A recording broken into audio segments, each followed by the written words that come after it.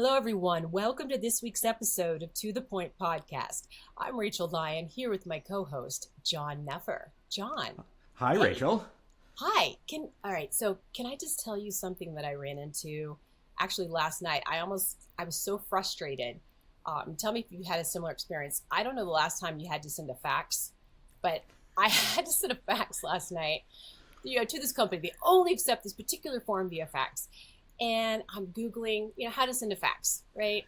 I went to like 7 different websites and I couldn't do it. Like it just wouldn't work. It's like Dropbox fax, eFax, iFax, you name it. It didn't work for whatever reason. Like I literally felt I was doing something wrong, Sending a fax is so foreign today. I remember the last time I had to send one as well, off to a government agency a couple of years ago, and I had to go down this rabbit hole of getting. I use Asterisk as a PBX for home, but adding in all the fax plugins to do the crazy voice over IP T35 fax stuff. It was insane, and it's like, can't I just send this to you as scan it and email it? Right. No, it's got to be a fax. It's 2025, like literally. Anyway, I just thought that was funny, but not funny the amount of time it took to send literally a 4-page fax. But anyway. Did you get it sent, though? That's the question. Finally. Thank you, WiseFax, to everyone out there. WiseFax worked for me. I could do a one-time fax. It was $4. It was amazing. So, short plug. Yeah. But let's jump into today's conversation. I'm really excited for today's guest. We have Michele Rigby Assad joining us. She's an ex-CIA intelligence officer, spent the majority of her career in the Middle East. She is also the author of 2 awesome books, Breaking Cover and Get Off the X, both on Amazon. And I really want her to talk a little bit about her Get Off the X book, her new book, because I think there's some wonderful messages and opportunities in there for readers. So welcome, Michele, to the podcast. Oh, thanks, Rachael and Jonathan. It's so great to be here. I think that the conversation we're going to have today is very closely associated with my latest book, Get Off the X, which is about getting out of your personal and professional comfort zone, or taking a fresh view at what you do every day and whether it's actually effective or not. Because so often when you're in government or you're in policy or you're even in the private sector, you do something every day a certain way, and then one day it dawns on you, there's been so much change and this is no longer working for us. And it takes so much energy to get off the X and creatively think a different way to do things. Like the fact that anyone's having to send a fax is demonstrative of that. Someone is stuck on the X. But it's interesting because Get Off the X is actually a counter ambush training phrase that we use, how to survive an actual terrorist attack. And it's about, not freezing, trying to get you to fight or flight, but not freeze, because that'll get you killed. So I'm just taking that and reworking it to like our everyday lives and how to not get stuck and stay there. I love that. That sounds like an awesome TEDx talk. I hope you're planning one. That's a great idea. I would love that. So, Jonathan, do you want to kick us off? So many places we can start today. Michele, I was thinking, do you want to talk our listeners through your view of the current threat landscape? What are some of the common threats you're seeing and things coming out of, other nation states like Russia, China, the Middle East? Oh yeah. So the biggest threat right now, in my opinion, is actually Iran and China. And the reason is Iran has been kind of backed into a corner by world events. And it seems like there's nothing Iran won't do to attack us, and whether that's cybersecurity attacks or whether it's physical assassination of journalists or U.S. leadership, they've done it all, or they're trying to do it all. So I think because of what's happening in Israel with Palestine and Hamas, we have this heightened terror threat posed by Iran, which, as we all know, is a religious dictatorship that's been in power since 1979. And they're doing their best to hold on to power, and none of us can even believe it's still there, but it is, and no one wants them. And they pose a threat not only to us, but also to the rest of the Middle East. So the Arab states are terrified of Iran. So this is something that we should all be talking about and collaborating together on the threat posed by Iran. That's really interesting, because I'd also be interested in your perspective of how's the United States, right? Where are they playing in here to help address these threats, and is there more we should be doing or should be considering from that landscape? Yeah. So I think to kind of compare things to post 9/11, we realized after the attacks of 9/11 how we weren't very good at sharing information and collaborating across agencies and countries. And it gave us a huge wake-up call. And so I think things have started to change in our space right now, but I think there's a lot that can be done in terms of marrying what we see technically with subject matter experts. Mm-hmm. And we've got technical folks like you who see certain things in systems. You've got subject matter experts, FBI and CIA, which see kind of that broader global threat. And we need to get these two sides talking. Mm-hmm. So the more that we can get public and private collaborating, the better it is for all of us. And I'll give you a very tangible example. This last year in December, China attacked 9 different telecom companies. Wow. Now, they didn't all realize that China had found a back door. But what I love is the US government said, hey, heads up, everyone. This kind of attack has gone on. They provided a hunting guide, which is how do you look at your system and see whether you've been penetrated. Then it turns out several more telecommunications companies that didn't know they'd been penetrated realized it. So that intelligence that the U.S. government passed on to everyone was very helpful for them to not only see what happened, but then close the gap, right? Yeah, improve the firewall. Wow. Yeah. Wow. So, yeah. I mean, are there things that our listeners should be taking from that for themselves to protect them? Because that sounds like a very real threat. It is a very real threat. So here's where I can take my human experience and apply it to your world. So we have this little thing called optimism bias, where we believe the best of what's happening, and we can't conceptualize that something is actually happening to us. Right. And so I live here on the Space Coast of Florida. So I'm in a land full of Patrick Space Force Base is literally right across the river from me. We have NASA, SpaceX, Blue Origin, all the big engineering firms. So we're a target-rich environment. But the funny thing is, as I and my husband, as former CIA officers, interact with the law enforcement community and private sector, they say things like, well, we're a small town. Why would the Chinese be interested in us?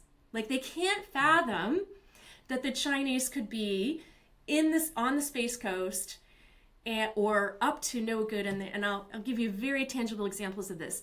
This morning, in our local press, a Chinese-born man who lives in Canada was arrested for flying a drone over Brevard County space and military installations. So it wasn't like, I was looking at the animals and then suddenly I veered over. He was actually taking videos of Patrick Space Force Base, a submarine base at Port Canaveral, and launch facilities at Cape Canaveral. So very sensitive areas. So that just happened. We literally have physical Chinese or people of Chinese descent running around our area, which every time we tell people this, they're like, are you kidding? We're like, no, it's here. We just had an individual last year who left his job at an engineering firm because he's of Chinese descent.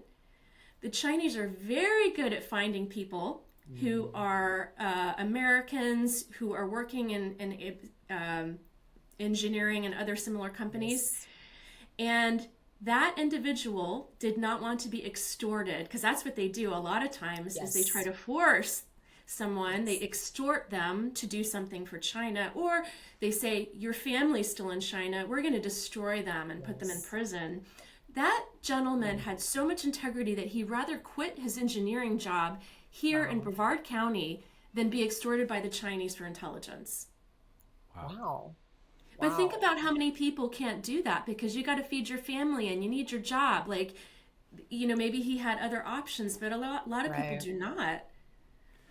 Yeah. So unless you have your engineering company is aware of what's going on, unless your government agency talks a lot about how the Chinese or the Iranians are working, you can't shield your employees or you can't figure out a way to protect them if you don't know what they're doing, if you're not talking constantly with your workforce about this. So this is where we really need to step up and, you know, kind of crush that optimism bias. It is happening to you. If it's not, that's kind of weird. Right. It's not if, it's when, right? Yes. Yeah. Absolutely. Yeah. I would like to dig in a little too, because your perspective of the Middle East, you're going to have more, I guess, firsthand experience probably with things like Facebook, or, you know, when we talk about, right, you know, bias and all the things. And, you know, I'm curious your perspective on how bad actors are, you know, capitalizing on modern technology. And you think like social engineering, right, through social media. Yes. But also some of these countries, is there a digital literacy gap? And, you know, I know a lot of them use like Facebook for news. And so it's kind of set up almost as a feeding ground. And how do you actually get to a more neutral perspective? Yeah, so there is so much social engineering going on using social media. In fact, like there are literally tens of thousands of Chinese operatives because, you know, labor is cheap in China, so they can hire that many people, whose job is to socially engineer interactions with people that they want to target or use to get to where they need to go. So for me, I've had multiple what I believe are Chinese operatives reach out. Under the guise, they look like Asian individuals, and they want me to provide training for some Asian country. And I mean, I'm like, do you think I'm stupid? Like, I was not born yesterday, but I'm a knowledgeable former counterintelligence specialist at the CIA. Now, interesting. Listen to this one. This is a fascinating story. A friend of a friend who is out of a job, he's an engineer, he doesn't have a job right now, was approached on LinkedIn. LinkedIn is a biggie for Chinese operatives, and ISIS, by the way, as well, Hamas, things like that. They said they wanted to talk to him about potential job projects. And so they set up an interview, but suddenly the tech company, their Zoom camera doesn't work, which I love that, right? Right. Suddenly. Suddenly technology doesn't work for the tech company. Right. You know what they said? They said they were Israelis. Okay. So it was a false flag operation. Right. Likely by the Chinese, but we can't confirm, obviously. Right. A false flag operation to pose as someone that they thought the target would be okay with. Right. And that person came to us and said, do you think it could be something else? We're like, oh yeah. Wow. Yes. Yeah. And so as Americans, because we don't work like that, it's not in our heads that it could be a false flag op. Most people don't even know what that is. So again, there's so much education that needs to be had in the public and private arenas so people understand how these actors approach us. And I mean, as I think about too, like, you know, you talk about the social engineering and so on. How does that, like, I'm just thinking of like AI as like a force multiplier for them. Right. Like, how do we, like, what are the real challenges behind like that enablement of AI and generative things, and how do we counter those? Such a good question. And there's not an easy answer, but this is one little way that I've dealt with it. So for a while, I was being targeted by, I don't know what entities. They kept saying, we have speaking engagements. We'd like to hire you to fly to the UK. We'd like to hire you to fly here or there. Maybe they just wanted me to click on a link eventually and get into my computer. Worst Right. case scenario, they wanted me to fly somewhere, and it was a personal security threat. I don't know. Right. But in any case, it was easy for me to see what this was because there were misspellings, it was poor syntax and poor grammar. But now I'm like, with AI, Those Yes. hints are gone. yeah, Yes. those indicators are not going to be there, right? So you're going to have somebody who can't speak English who can still send you a beautiful letter. So you know what I do now is I immediately say, okay, I'm going to get on a phone call with this person. Mm-hmm. And so then I have to assess if they're speaking to me, and I can do it very quickly, like an actual company that needs a speaker. Right. You know, there's certain ways they introduce themselves, they speak English, you know, all of this. I see them, I do a video chat or, you know, a Zoom or Microsoft Teams with them. So you have to take it to the personal and direct very Right. quickly in order to assess what you're dealing with. I don't know how you do that on a mass scale though, right? Yeah, because I mean, I fear that, right? Like when you combine the AI bits to give scale, and then you're talking about countries that have a huge labor force to respond, right, and handle all those phone calls, if you will, right? Like that becomes a pretty scary proposition. It is, and I think that our government is really behind. They're really stuck on the X. They're really behind the curve because we don't have policies or we don't have directives that say, let's really focus on what do we do about this threat. Right. Yeah. You know, our government. So again, there's a lot of changes that are needed in government, drastic changes, and it looks like we may have a kind of administration that's willing to do that. But we need to really bring on board people who have excellent technical skills. Mm-hmm. And we need to pay them for those skills because a lot of people will go to the private sector because it pays a whole lot more than government. Of course, right. And so if we want to attract the best talent to set better policies and to look at these things, we have to be willing to hire probably fewer people, better skilled, Yes. and then we got to pay them well. In both intelligence and cyber and, all of these government agencies that deal with cyber threats and critical infrastructure threats. Absolutely. In addition to kind of where we see the talent gap, and I agree with you, right? I mean, it's the right people in the right place can be very impactful. But as we look at kind of the emerging threat landscape, and your background in intelligence as well, you have to be a little bit forward looking. How can organizations and policymakers get proactive, right? Get ahead of these emerging threats instead of kind of being reactive as they develop? That's a good, and you guys are full of good questions. That's the question of the hour there. Right. How do we get ahead of it? Because we're barely just dragging behind it right now. Never mind get ahead of it. I think, right. I think having, people like the Elon Musks of the world who are kind of visionaries, there aren't a lot of them, but those are the kinds of people we need to say the AI threat coming down the pike, it could potentially look like A, B, and C, and this is how we need to start thinking about it. So I love if there could be a public-private link up where the government says, this is where we need to head, and they try, kind of give some directions, and then, the U.S., we're such creative. Like, the great thing about Americans is we're very creative, and you give us a challenge, and we're going to get on it, right? Yes. So, but we need someone to say, here's the challenge, this is where we're going, we need that leadership, and then we can, make it happen. It's always leadership, right? It is. It really is.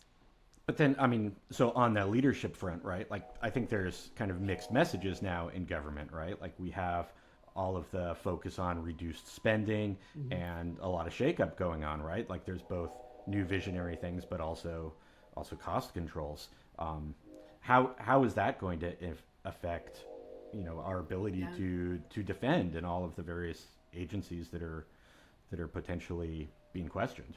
Right. So in getting control over the spending, what it looks like they're trying to do is to get rid of the fat. I, having served in the federal government, unfortunately, I've seen all kinds of fraud and programs that should have never been set up that are not achieving anything. And we're very good at setting up programs, and we're terrible about deconstructing them if they're not working. Again, it's government. We get stuck on the X and we sit there forever. So that has got to happen. We got to cull those ineffective programs or say, okay, CIA, you're focused on this. Okay, NSA, you're focused on this. Then you start building. So you get rid of, you free up funds, you free up resources Right. from what's not working.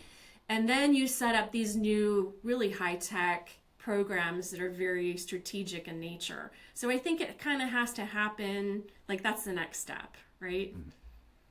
But you also don't want to leave it like too much of a vacuum too. Right. Yeah. Because nature abhors a vacuum, and that also sets us up to be exploited by our enemies.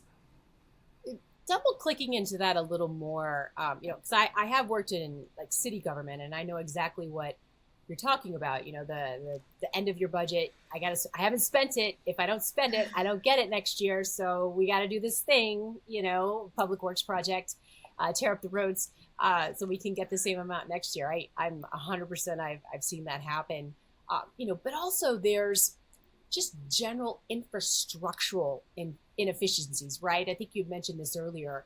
And it's built up over decades, right? We've always done it like this. Why would we change? And it's like turning the Titanic. And in many ways, I think that's kind of what you're talking about. Like, how do we turn the Titanic, looking at it from, structurally infrastructure, right? That then enables you to do, take on the more, modern tools and, kind of put folks in place or different programs in place to be more effective. Yes. Oh my goodness. So again, from my world, the example I would use is that the way that we were taught to carry out human operations and the collection of human intelligence, which was our focus, is outdated. Why? Because there's cameras everywhere. Right. Yeah. And so it's changed fundamentally how you even collect intelligence on the ground. And so if we're still stuck in that old way. Our training hasn't changed. Our hiring hasn't changed. I don't, as far as I can tell from, conversations with people who recently left the government, we haven't changed our approach to human. Like, are you kidding me? How do we even accomplish anything right now? Which I don't think we really are at the end of the day. So we have a whole CIA system set up for the wrong thing. Yeah. It's crazy. Yeah. So now I think, human has to change so dramatically that we need to link up tech with human in a really creative way, right? And then, so let's just take China as an example. We need people who understand China. I understand the Arab world, like that's my area. I'm not a Chinese expert. I'll never be. But we need those people. But we also know how the Chinese government is exploiting people or extorting them or, targeting them. So then you say, okay, if we're going to hire people of Chinese descent into the U.S. government, which we desperately need, how do we set them up to protect them? Now, have we even asked that question? Probably not. I've been in government, and I'm sure, as obvious as that is, we have not asked that question. How do we use cover in a better way to protect them? How do we use dangle operations, dangle the Chinese American in front of the Chinese, and then you run an operation based on that, serve it back to them. Right. Yeah. So there's so many things that really need to change in the way we do cyber and intelligence, that if we could get those two working in tandem, we'd be in a much better place. But part of that too, though, like you bring up other concerns, right? Like you mentioned, like security and cameras. We know that there's a lot of surveillance around the world. How do we balance that though with civil liberties, privacy, our own individual, constitutional privileges, right? Yeah, our privacy is gone. There is, we all know that. We have happily given up a lot of that to the fact that we want to, use Amazon and receive everything the next day, like Google search. Nothing is private. So it's really hard. It's a good question. Like, how do we ensure we collect what we need to do, and we don't infringe on American civil liberties? That's where we need to be extremely careful because, post 9/11, we had these special provisions that allowed us to collect all kinds of data for the counterterrorism mission, and over time that's shifted course, and now you're using those same laws or regulations to collect on things we should not be collecting on. So yeah, you're right. You're absolutely right to ask that question, and it's going to get harder and harder as we get more and more and more digital. Well, and which way do you think it's going to go? Do you think that we're going to continue to erode these privacy protections, or do you think there will be a balance that will kind of allow us to maintain at least some level of privacy? Oh, and can I piggyback on that, John? Right, just to maybe we'll give a twofer here for you, Michele. I love TikTok. I love my TikTok. I get all the animal videos, and when TikTok was going away, right? I mean, the mass exodus to Redbook, right? The Chinese app, and everything was in Chinese. People were like, I don't care. I'm giving away all of my information just so I can have a TikTok. Yeah, talk about jumping out of the frying pan into the fire there. It's and they were calling them TikTok refugees, and, it was crazy. And people didn't care. They're like, I'd rather learn Mandarin than go back to using Facebook, right? So you've got this dichotomy that's just crazy. Today we talk about privacy, but you're willing to give it up just so I can get my TikTok replacements. Right. I'll give it up to the Chinese communist government where there is no freedom. I had a conversation on a podcast with someone of a younger generation who's like, you haven't done a good job of communicating to us why this is a threat. I'm like, oh my God. I don't even know what to say because it's so obvious to those of us who have been around for a couple of decades how not having freedom of religion, freedom of speech, freedom of media, freedom of press is integral to who we are. And somehow this linkage between your buying habits or your social media usage being in the hands of this foreign regime that stands for everything you abhor. They don't understand at the end of the day that information is power. Yes. And China is the world vacuum of data to feed their AI program, primarily through vehicles like TikTok. And they're soaking, and people are like, but it's just information. I'm like, information is power, and information will rule the world. Right. Period. And so it may or may not happen in your generation, but you may be setting up your children for complete disaster. And I think people don't realize that the information is valuable in ways that you can't comprehend, right? Like as Rachel was saying, people thinking, oh, I'm just giving up the fact that I like cat videos. It's like, well, that's not what you're giving up. You're giving up the aggregation of who you are. Yes, exactly. I don't know what it's, people are like, well, I don't care if they know I like cats. That's not the point. That's not what you're giving up. 100%. No, I don't disagree. I'm conflicted because I love my animal videos, and they serve them all up. But I do recognize on the back end, I'm giving up. And then part of me, Michele, honestly, and maybe as a cyber professional, I shouldn't say this, but I kind of feel like a lot of my stuff, I get those alerts saying you're compromised, your email's out there, your personal details are out there, your password's out there.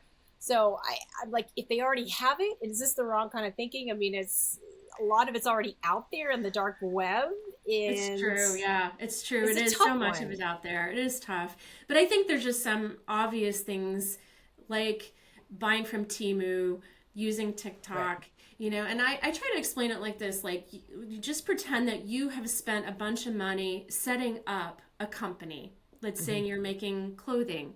And then the Chinese came in and stole your design ideas, because this is what they do every single day.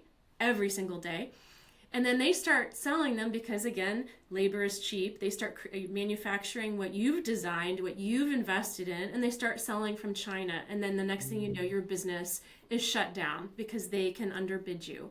That is exactly the race that we're in right now with China, which is saying, go ahead, spend hundreds of millions, if not billions of dollars in space and technology and your aircraft and your your seeds for food, your special seeds that you've created, you've developed. We will break in, we will steal the engineering designs that you spent all your capital on. Then we will take it to China, we will reverse engineer it, we will then produce it ourselves, and we'll undercut you by selling for less. And we, in the long run, will destroy you economically by stealing from you in that manner. Mm-hmm. Well, I'm sufficiently scared now. Yes. I sound so extreme. I know too much, I think. That is right. You've seen behind the curtain, and I'll be honest, those Temu deals look really good, but I have avoided them because it feels a little too good, in that regard. But this is, I guess, coming back, kind of changing the infrastructure and kind of how things are done. We're in a world where the next generation coming up, right? Your next generation workforce have always been. They're babies with iPads, which is crazy to me. I didn't even have call waiting when I was growing up, and had a rotary phone at my grandmother's. Do you see that, right? Because their thinking is going to be so much different, right? They're wired really differently in a lot of ways. Is that going to be a forcing function, perhaps, too, as you look at how do you more modernize the workforce of intelligence agencies and otherwise? I mean, do you see those kind of things coming together maybe to make this happen more quickly or make it possible? For sure. I think it lays a good foundation when you've got an entire generation who is, more technically adept. At the same time, I fear that there hasn't been sufficient STEM education to push people in this direction. Right. So we, and again, we've invested so much in the DOE, and we're talking about, getting rid of the DOE. If we could just change our focus to pushing STEM, pushing mathematics and engineering and cyber, this is where we need to go, because I've had a lot of folks that said to me, like, I assumed that the younger generation would be great at social media. I hired them and they didn't know what they were doing. Mm-hmm. They're consumers, but they don't know how to run it themselves. Right. So there is a huge gap in their knowledge. Right. As consumers versus creators. Do they have the capability? Absolutely they do. But we've really got to drive our education in that direction. Yeah, that's a good point. Yeah.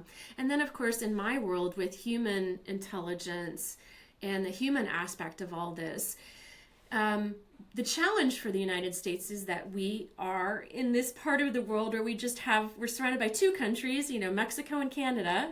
And then, which is so different than Europe, where you've just got a bunch of countries you can get in your car and drive just about anywhere you please in 12 hours, and you could visit 4 different countries. Well, because of our physical isolation, we haven't had to learn about other cultures, right, or develop other linguistic skills or knowledge. So for us, it's been really a challenge to enter the global economy and that global space with the required substance matter expertise that is needed to operate in these foreign environments. It's a really good point. You forget too, living in Texas, to me, just a sidebar, it takes a day to get out of the state, whereas you live in, Europe, I can go from London to Paris in a couple of hours on the TGV. And, I think we are missing something, there. And get your kids into study abroad programs. Right. If we could actually say every undergraduate needs to study abroad for a semester, or, that would change. That would absolutely change things dramatically. So I'm get your kids abroad, take them to foreign lands, let them see how other parts of the world operate. This is critical to our future. It really is. So, Michele, since retiring from the CIA, and you've done all of this consulting, public speaking, you've written these books. So busy, yes. Yeah. What have you learned that's the most relevant, and what advice do you think is most relevant for folks like us and our listeners? Yeah, so for me, the common theme of my life, which I've inserted into both my books is this theme of being willing to do hard things, being willing to go places other people won't go, be willing to do what other people won't do. This is counterculture right now because social media is feeding our children a narrative: if it hurts, quit, which is the opposite of what it requires to live a meaningful life. I often try to use my own life as an example. So I could not become a counterterrorism expert by serving in the Parises or Romes or Viennas of the world. I mean, I had to go to the, war zones of the earth and deal on a daily basis with terror sources, insurgent sources, lying and fabricating sources, double agents. So at the end of that 10 years, while the 10 years I spent in the CIA was extremely difficult. And I mean, if I told you actually where we received, your head would explode. It was just like one hard place after the other. And for much of that, I groaned and complained. Like each new posting would be like, "Oh my God, are you serious right now? Like we just served in Baghdad for a year. Now they're sending us to what?" I groaned and complained a lot. But at the end of that 10 years, I recognized that we had a level of counterterrorism and counterintelligence expertise that was unmatched, even amongst my colleagues in the CIA. And you can only get that by doing hard things. Exactly. And so this is my message, to get off the X of the norm. So when I graduated high school and all my friends were partying or, I don't know, I was just doing fun things. I went on my first overseas mission trip to Egypt in June and worked in an orphanage for a month. And it was life altering. So it's which way is the crowd going? I'd like to go that way. And so that has been the probably the most interesting thing that I have learned. And now I'm on this mission to try to get other people to do the same thing. I love that. Yeah. Sorry. No, it's good. And I hope you don't mind me. I was peeping your LinkedIn as well. And, you have this really good comment. You don't have to serve in the CIA or work in war zones to discover your superpower. Ordinary people can do extraordinary things when their faith is greater than their fear. I just think that's wonderful. Thank you. I just realized how powerful fear is as a motivator. I mean, when you think about it, so many people make decisions about their lives and the paths of their lives based on fear. I don't know what will happen. I don't want to take a risk. This risk aversion is so, built into our DNA as human beings, right? Because we want to preserve our life, right? We're no longer, out there in the jungle with the lions, things are different now, but we still curl up into a ball and I don't know, I'm intimidated. I don't know how this is going to work out. I'm very uncertain if this is going to work. And I say all the time that you have to learn to take risks. And again, you don't have to go to the war zones like I have to do that.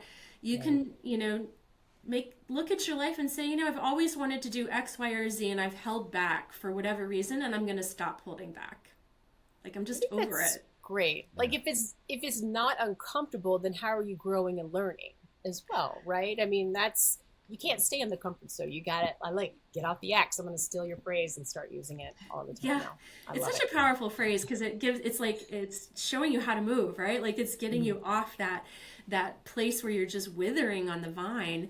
And again, if there's anybody in your audience that's a younger generation than I am or we are, I don't know, you're either going to be overwhelmed with anxiety because you're not doing anything, or you have a little anxiety because you're pushing. It's better to push and learn you can do things than to sit still and isolate, because that is when you sit and you just think about yourself all the time, you disappear into social media, you go down a rabbit hole. It is the most anxiety inducing thing you can possibly do. You got to get off the device. You got to make a plan for your life. You got to push into the discomfort. And then you'll actually realize that there's an amazing amount of joy in taking a risk. It's very freeing, for sure. Yes. Yeah. I mean, every time you realized you did something you didn't think you could do, didn't you just feel like you were walking on the moon? Exactly. And it's, it reminds me of this, I forget his name. I think he's a former Navy SEAL. Um, and he was in that, there's this race.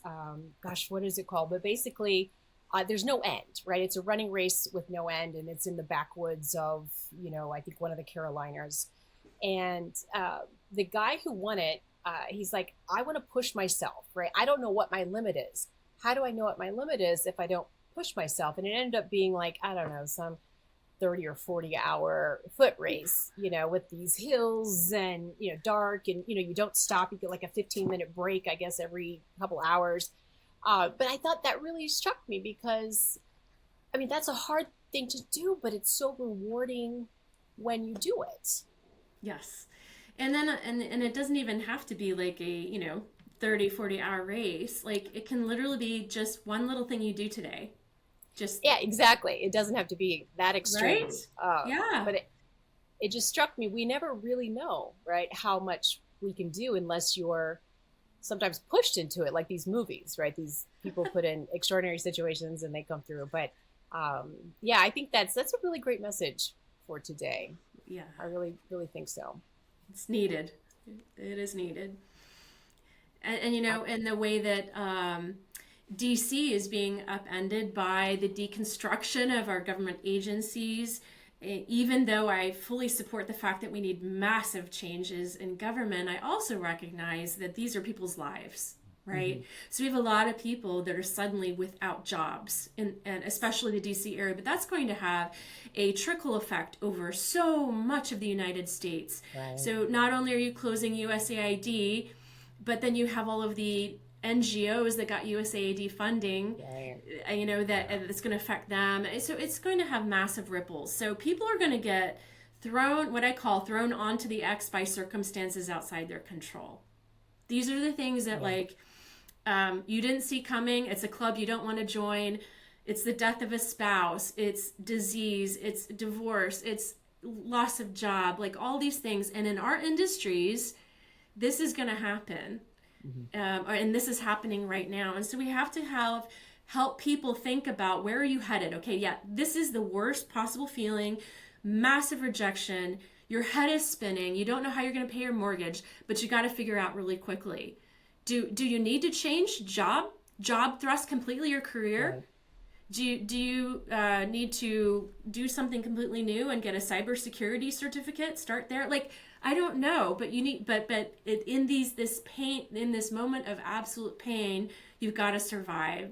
So you've been thrown onto the X, but you've got to figure out what's next. And it's scary, but it's like life, right? Yeah, and I think we've all known other folks in our lives who have had similar things, getting thrown onto the X with losing a job and not knowing how to figure what to do next. Yeah. And people freeze, and it's, how do you get past that and take the next risk and not just stay frozen on that X? Right. Yeah, exactly. So my book, not only do I provide the inspiration to get unstuck, because I'm a storyteller, so my book is chock full of really amazing stories of people who've been thrown on the X. I have stories of a gentleman who was taken hostage in Kuwait. He was an American businessman who suddenly became one of the hostages of Saddam Hussein, who was one of the human shields used in Iraq to prevent us from attacking Iraq. Talk about being thrown on the X. Completely out of your control. I have, my sister, who is a 16-year-old unwed mother, a teenager with a new baby. I have people who husband and wife team lost their jobs on the same day at the same time and had no place to live. So I have these stories of these people who have such life-crushing events, but then I also provide a methodology. Okay, so you're here, now what? What can you do about it? So some methodologies to get you walking off that X, or at least trying to move in the right direction. That's wonderful. Yeah, because it is hard, and it's almost, plus your emotions, I think, kind of take over as well. And it's just, you have to divorce yourself from that. So we talk a lot about in cyber, you have to compartmentalize.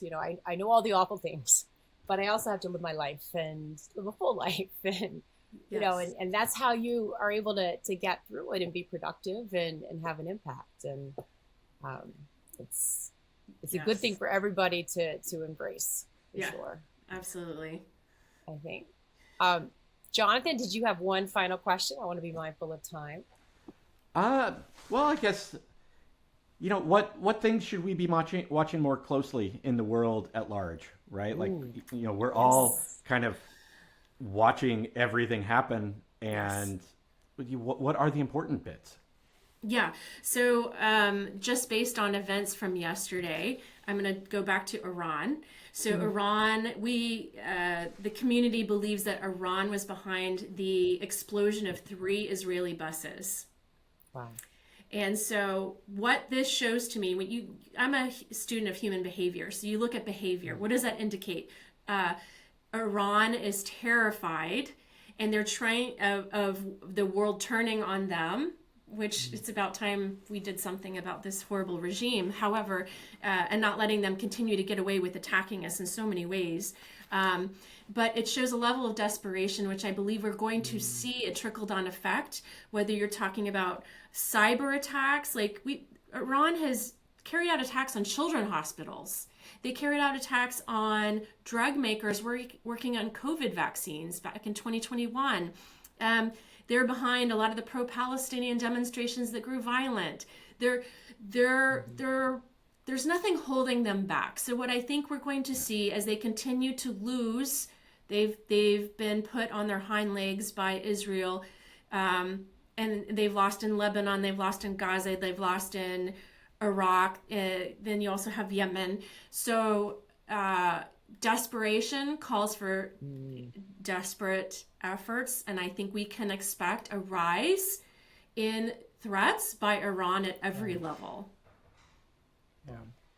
Yeah. So again, boy, I'm like the doomsday person over here. I'm just, you know what? I'm just one of those people. It's like, if you know what the threat is, you can do something about it. Exactly. Yeah. Right. It's better to be informed, and then you can actually take action. Versus just, I'm going to pretend like it doesn't exist and maybe it'll go away. Right. Yeah. You bury your head in the sand. You're not prepared. So understand what's happening. Take a good look. See what you can do about it. And then, like you said, compartment. Do what you can. And then continue to live your life. And just be aware. Yeah. I love it.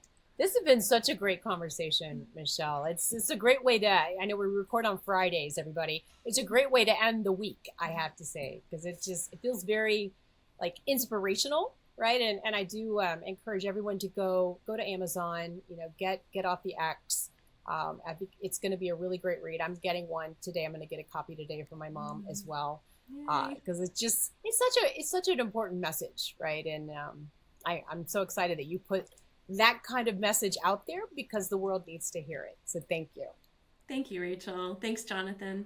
Yeah, thank you. And again, as always, thanks to our listeners. Thank you for joining us this week for another awesome, insightful conversation. And as always, Jonathan, you know what I'm going to say. Make sure you gently click the subscribe button an odd number of times. Yeah, what he said, exactly. And leave a comment too. We'd love to hear from you, and other things that you would love to hear from us. So until next time, everybody, be safe.